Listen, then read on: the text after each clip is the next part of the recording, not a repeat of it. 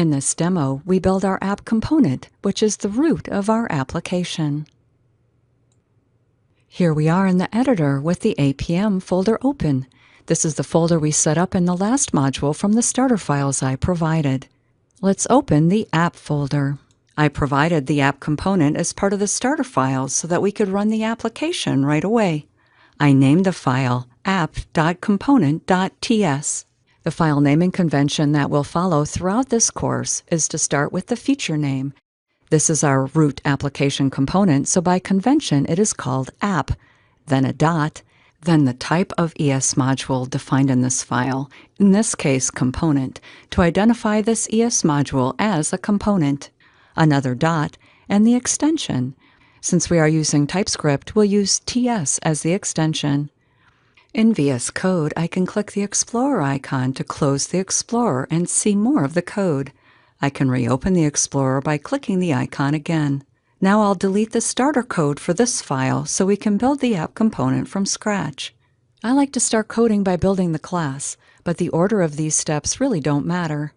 When we build a class, we first type in the export keyword to ensure that other parts of the application can use this class.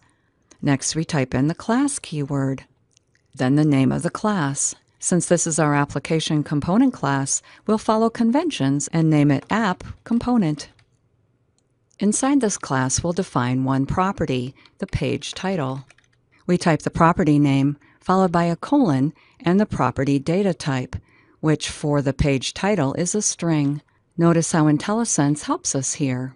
For this property, we want to define a default value for the page title. Next, we define the component decorator above the class. The component decorator always begins with an @, then the name of the decorator, and we're using the component decorator. The component decorator is a function, so we type parentheses. And we're going to pass in an object, so we type in curly braces. Notice how TypeScript has underlined the component decorator and flagged it as an error. The error is can't find name component. Any guesses on what the problem is? If you said that we are missing the import statement, you are right.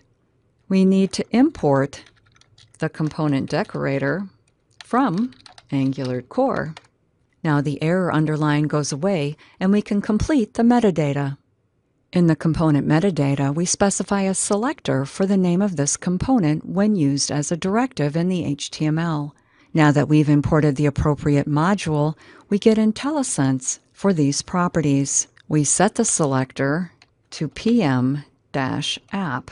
The current convention is to prefix each selector with something to identify it as part of our application. So we selected PM for product management.